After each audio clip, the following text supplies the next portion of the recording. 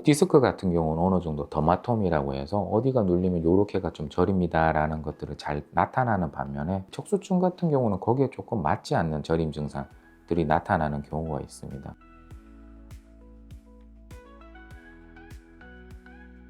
안녕하십니까, 신도리 서울조형과 김동환입니다. 목 디스크 같은 경우는 경추와 경추, 뼈와 뼈 사이에 있는 디스크가 손상이 되면서 이 부분이 자극이 되면서 팔로 가는 신경을 누르게 되면 목 통증이라든가 승모 통증, 팔저림 증상들로 나타날 수가 있습니다. 하지만 지금 이제 경추관 협착증이라고도 이야기도 하고 척수증이라고도 이야기를 하기도 하는데, 신경 다발이 굵게 있는 부분들이 있습니다. 경추 사이에 척수가 지나가게 되는데, 이런 척수관이 좁아지는 것들을 협착 내지는 척수증이라고 이야기를 하게 되는데, 이러한 경우는 신경 다발들이 많이 눌리기 때문에 상당히 다양한 모호한 증상들이 많이 나타나는 것들이 특징입니다. 두 질환은 치료 방향도 다르고 접근 방향도 다르고 증상도 다르기 때문에 이 두 개를 구별하는 것이 중요합니다. 일단은 경추관 협착증 같은 경우는 조금 더 나이가 드신 분들에서 있어서 많이 나타나는 경우가 많고, 구조적인 문제가 수반이 되어 있는 경우가 많습니다. 후종인대 골화증이라고, 후종인대가 뼈처럼 두껍게 생기면서 척수관에 안에 뭐가 생겨 있기 때문에 좁아지는 경우가 있고, 선천적으로 이 관 자체가 조금 좁아져 있는 사람들도 있습니다. 시간이 지나면서 관절염, 척추 관절 쪽에 관절염이 생기면서 그것 때문에 이 사이가 좁아지는 경우들도 있기 때문에, 상대적으로 이 목 디스크 환자들보다는 나이가 조금 많은 경향들이 있습니다. 그리고 이게 여러 군데에 영향을 줄 수가 있지만, 가장 특징적으로는 보행, 걷는 게 조금 불편해져요. 음주운전을 측정하는 것처럼 발 앞꿈치와 발 뒤꿈치를 붙이는 이런 운동을 시켜봤을 때 비틀비틀 거리는 경우가 있을 때, 뇌 중에 소뇌 쪽 문제로 의심해 볼 수도 있겠지만, 척수 쪽에 타격이 됐을 때 그런 것들이 문제가 생기는 경향들도 있습니다. 그리고 손끝이 좀 둔해져서 단추를 조금 끼기가 힘들어요 라는 증상들도 여기에 영향이 될 수가 있기 때문에, 이러한 두 가지 증상이 있다라고 하면 MRI를 좀 찍어보는 것이 필요합니다. 목 디스크는 이와 반대로 디스크가 튀어나와 있는 신경 여러 개가 동시에 나와 있는 경우도 있겠지만, 보통은 한 신경을 누르는 경우가 많아서 양쪽으로 나타나기보다는 한쪽 팔이 어디가 저려요 라고 이렇게 그림을 그릴 수 있는 경우들이 흔합니다. 그런 경우에 있어서는 해당하는 목 디스크 질환에 대해서 치료를 하게 되면 해결이 빠르게 되기 때문에, 목 디스크와 경추관 협착증 같은 경우는 조금 차이점이 분명하고 치료 방향도 다르게 됩니다.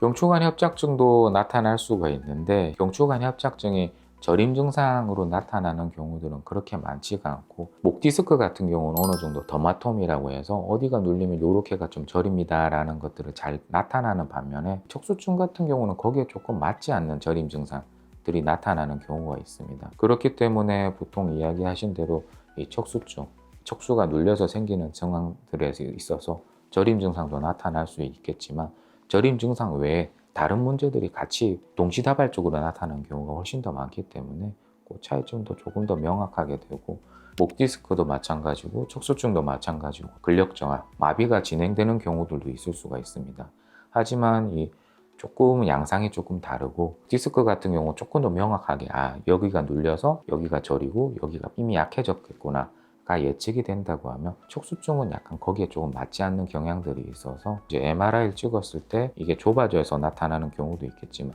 이야기한 경우대로 이 목 디스크로 인해서 눌리는 경우들도 있을 수가 있기 때문에, 어떠한 증상 이야기 드렸던 것처럼 손끝이 좀 둔해지고 걷는 게 조금 힘들어지고 양쪽 팔이 조금 저린다 라고 나타난다고 하면, 그때는 한번 MRI를 찍어보는 것도 저는 좋은 선택이라고 생각합니다.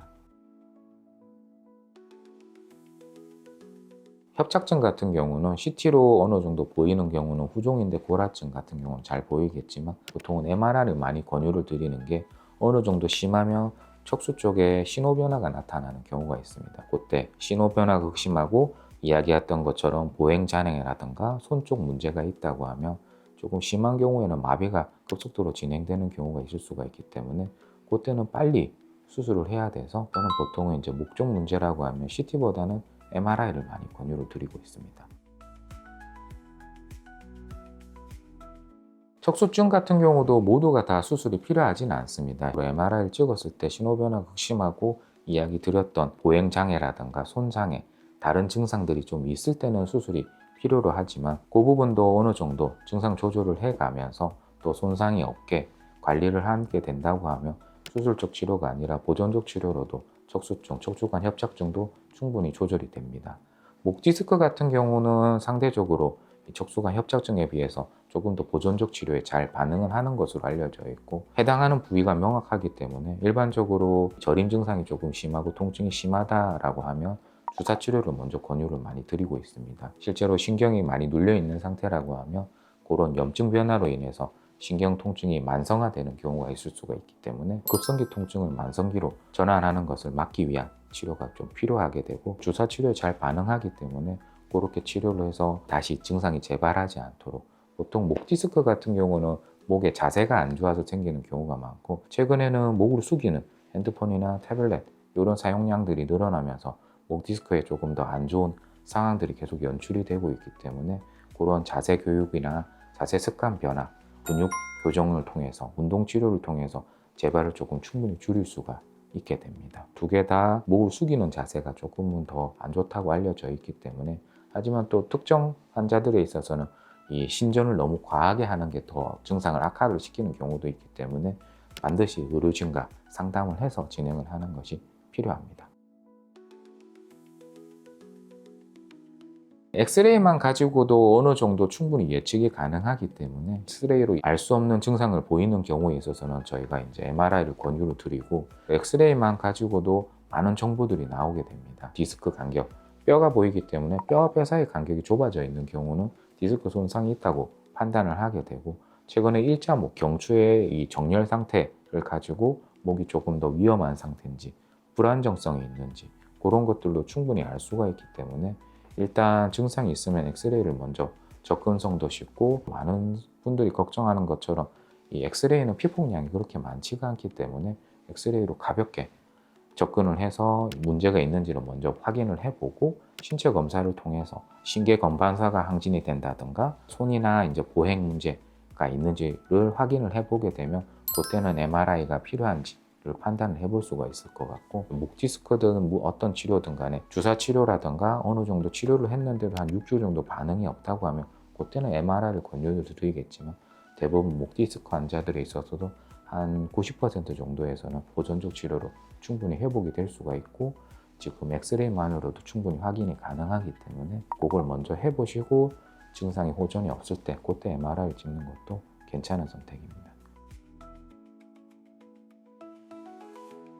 척수증이나 이런 것들이 조금 문제가 되어 있을 때는 일단은 건반사라는 것들이 여러 가지가 있게 됩니다. 머리 쪽에서 문제가 있다든가 척수 쪽에 조금 문제가 있을 때 자극을 줬을 때 반사, 보통은 흔히들 잘 알고 있는 게 무릎을 두드렸을 때 보통 정형외과 하면 제일 많이 생각하는 게 이 삼각형으로 된 망치를 들고 다니면서 무릎을 두드리는 그런 신체 검사를 많이 하는데 그게 제일 대표적인 신부 건반사입니다. 이런 것들이 과도하게 튀는 것들은 다른 중추신경계 쪽에 문제가 있다라는 것들을 알려내는 거기 때문에 그러한 것들이 좀 과도하게 튀는 분들은 MRI나 이런 것들을 한번 확인해 볼 필요가 있습니다. 오늘 말씀 감사합니다, 원장님. 감사합니다. 지금까지 신도림 서울정형외과 김동환이었습니다.